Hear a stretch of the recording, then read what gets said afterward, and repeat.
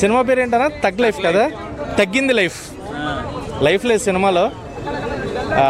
ఎందుకు తీశారనే క్లారిటీ తెలియట్లేదు. కథ చెప్పాలనుకున్నారా, డ్రామానా ఏంటి అనే క్లారిటీ అయితే నాకు కనిపించలేదు. సో ఏమో ఏంటి అనే మధ్య మధ్యలో కమల్ హాసన్ గారిలో భారతీయుడు అలా వచ్చాడు అనమాట. ఆ గెటప్ కానీ అది కానీ, ఎందుకు భారతీయుడు ఎందుకు వస్తున్నాడు, ఇది మణిరత్నం గారి సినిమా కదా, శంకర్ గారు ఎందుకు వస్తున్నారు అనే ఒక క్లారిటీ కూడా అర్థం కాలేదు. అసలు ఏంటి కాన్సెప్ట్, ఏంటి, ఎందుకు తీశారు, డబ్బులు ఎక్కువైపోయా, లేదంటే అన్ని ఊర్లో తిరగాలనిపించిందా మణిరత్నం గారికి కూడా? ఏవో 4-5 ప్లేసులు చూపించారు, దుబాయ్ అని, గోవా అని, ఇంకోటి ఏవేవో. లేదు డొల్లా ఏం లేదు.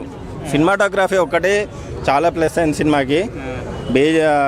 నేను చెప్పేది ఒకటే, ఆడియన్స్కి ఒకటే చెప్తున్నా, 2.5 hours మాకు ఓపిక ఉంది, ఏం పని లేదు, వట్టి ఒకే చోట కదలకుండా కూర్చుంటాము అంటే మాత్రం ఈ సినిమా చూడండి. లేదు నాకు ఎందుకు డబ్బులు బొక్క, నేను హ్యాపీగా ఓటీటీలో కూడా మీకు అంత పేషెన్స్ ఉండదు. అసలు మణిరత్నం సినిమా అంటే అందరూ అంటారు మణిరత్నం సినిమా అంటే అంతే స్లోగా ఉంటుందని. బీజేము కూడా స్లోగా ఉంది, మామూలు టార్చర్ కాదు. భారతీయ 2A అంటే అంతకన్నా మించి ఉన్నది. ఫస్ట్ హాఫ్ అయిపోవడంతోటే మీరు వెళ్ళి ఇంటికి వెళ్ళిపోవచ్చు, అట్లా ఉంది సినిమా. చెప్తున్నా కదా, మాకు డబ్బులు ఊరికే రావు అని అంటారు కదా. సో ఎవరైతే డబ్బులు వేస్ట్ చేయాలని అనుకుంటున్నారో వాళ్ళు మాత్రం ఖచ్చితంగా చూడకండి, వేస్ట్ మొత్తం. అసలు ఇది చూడకుండా ఉంటేనే మంచిది, అంత గొప్ప లేదు. கமல் ஹாசனை చూస్తే చిరాకు వచ్చింది. மணிரத்னம் செம்ம வேஸ்ட் பண்ணிட்டாரு, நான் உண்மையிலே சொல்கிறேன். ஏன்னா தளபதி படம் பாருங்க, எல்லாம் டெல்லி நடந்தது, பாம்பே நடந்தது, ஒரு இதுவாக இருக்கும். நாயகன் எடுத்துங்க, புரியுதா சொல்றது, நாயகன் எடுத்துங்க. இதெல்லாம் வந்து அந்த வேலு நாய்க்கிற கேரக்டர் தாங்க அது. அது எப்படி பார்த்தாலும், நான் எப்படி மண்டையை போட்டு பிச்சின்னு பார்த்தாலும், நான் இன்னைக்கு நேற்று படம் பார்க்கல, எப்படி பார்த்தாலும் ஸ்கிரிப்ட் வந்து அந்த வேலு நாய்க்கிற இதுதான் வருது, புரியுதா நான் சொல்கிறது. அதுக்கடுத்து இந்தியன்லாம் வருது கொஞ்சம். இப்படி வர்ற நேரத்தில் கமலுக்கு தான் ஃபுல் பூஸ்டே அங்கே நிற்குது. எப்படி பார்த்தாலும் அந்த படத்தில் பூஸ்டே அதை தான். நாயகன் எப்படி சுடுறாங்களா இல்லையா, யார் சுடுறது? அதுதான் எடுத்துக்கணும் பேட்டர்னு. இது மகன் கூட இருக்கிற ஆளு, அவ்வளோதான் நம்ம எடுத்துக்கணும். கதை வந்து சொதப்பில், ஆனால் திறமையாக வந்து கமலுக்கு தான் ஓவரா மணிரத்னம் யூஸ் பண்ணிட்டாரு. ஏதாவது கொஞ்சம் பண்ணியிருப்பாங்கன்னு பார்த்தா ஒன்றுமே இல்லை. அந்த ஜிங்குச்சாம் பாட்டு அது மட்டும் நல்லா இருக்குது, அவ்வளோதான், வேறு ஒன்றுமே கிடையாது. தேட்டர் உண்மையிலே ஏதாவது இருந்திருக்கணும், சரக்கு எதுவுமே இல்லை. ஐயோ நல்லது, அவனுக்கு தப்பிச்சானுங்க, நாங்கள் செத்தோம், அவ்வளோதான். ஃபர்ஸ்ட் ஆஃப் ரொம்ப நல்லா இருந்துச்சு. செகண்ட் ஆஃப் டோட்டல் ட்ராக் ஒரு யூஸ்வல் படம் மாதிரி ஆகிடுச்சு. செகண்ட் ஆஃப் மணிரத்னம் வேறு யாரோ எடுத்த மாதிரி இருந்துச்சு. ப்ளஸ் கமலோட லுக்குமே கொஞ்சம் ரொம்ப டிஸ்டர்ப் பண்ணுச்சு, அந்த லாங் ஹேர் லுக்கெலாம் ரொம்ப டிஸ்டர்ப் பண்ணுச்சு. இல்லை தெரியல, இது மணி கமல் படம் மாதிரியும் இல்லை. ஒரு நம்ம எக்ஸ்பெக்ட் பண்ண அளவுக்கு நம்ம நாயகனுக்கு அப்புறம் வர மணிரத்னம் கமல் படம் வந்தோம். பட் இது அவ்வளோ இல்லை. ஓகே கூட சொல்ல முடியாது, சுமார் தான். One time watchable, average. Best of time. நாயகனே ரீ-ரிலீஸ் பண்ணி தான் பார்த்துருக்கலாம் ப்ரோ. 190 ரூபாய்க்கு அதுவே ஒர்த்து ப்ரோ. ப்ரோ படம் எடுத்ததே சொதப்பது தான் ப்ரோ. நீங்கள் வேறு நாயகனே ரீ-ரிலீஸ் பண்ணிருக்கலாம் சீரியஸா, அதே பண்ணியிருந்தா கூட 190 ரூபாய்க்கு ஒர்த்து ப்ரோ. இந்த படத்தை 190 ரூபாய்க்கு கொடுத்து waste of time, waste of money. மாதிரி அவுடேட்டடான ஒரு ஸ்டோரி கொடுப்பாங்களா? வெறும் இப்ப எஸ்டிஆர் நல்லா இதுவா இருக்கிறதுனால ஓகே நான் போய் பாக்குறேன், பெரிய பைக் காப்பாத்தி விட்டுருக்காரு, மிச்சபடிலாம் ஒன்றும் இல்லை. அடுத்த சீன் என்னன்றது நீங்க ப்ரெடிக்ட் பண்ணலாம், ஓகேவா? மணிரத்னம் கமலஹாசன் மாதிரி ஒரு லெஜண்ட்லாம் இது பண்ணி இப்ப இந்த கன்னட பிரச்சனை இதெல்லாம் இது பண்ணி ஒரு ப்ரொமோஷன் கொடுக்குறாங்க. நீ ப்ரொமோஷன் கொடுக்கற ஒரு நல்ல கதை நீ உள்ள கொடுத்தனா ஓகே. ரொம்ப சுமாருங்க, பெருசா சொல்லிக்கிற மாதிரி எதுவும் இல்லை.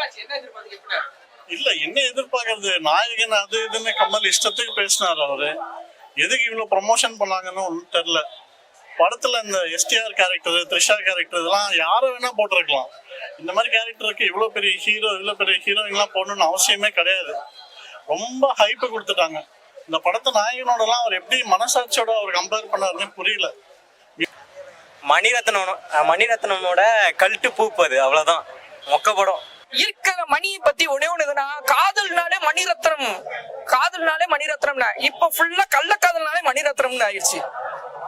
எல்லாமே கள்ளக்காதல். இப்ப கடைசி வந்து இது பண்ணுங்க, ஒரு ஒரு இது நீ கொடுக்குற, ஓகே அலைப்பாயுதே நான் பார்த்தேன் நல்லா இது பிடிச்சிருந்ததுயா, அலைப்பாயுதே தான்யா அப்படியா.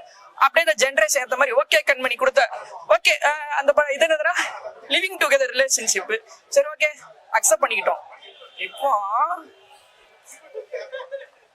கள்ளக்காதலுக்கு மணிரத்னமா அப்படின்ற மாதிரி இருக்கு. செக்க சம்பந்தமானோம் அரவிந்த் சாமி வச்சிருப்பாப்ல, ஜோதிகா மாதிரி ஒரு பொண்டாட்டி இருக்கும், அப்படியே சைட்ல வந்து பேர் என்னடாவ அதித்தி ராவ் மாதிரி ஒரு வப்பாட்டி வச்சிருப்பாங்க. அதே மாதிரி இந்த படத்துல சுகர் பேபின்னு பாட்டு போடாதீங்க, சுகர் டாடின்னு போடுங்க, அந்த அளவுக்கு தான் இருக்குது.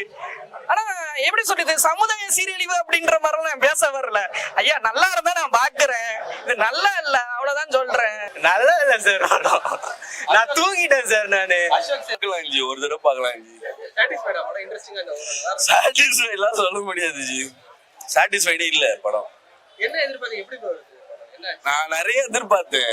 ஆக்சுவலி என்னன்னா நாங்க வந்து 6 பேர் 10 பேர் டிக்கெட் போட்டேன், நான் வந்ததே 5 பேர் தான். ஏன்னா அவங்க செமஸ்டர்னு போயிட்டாங்க.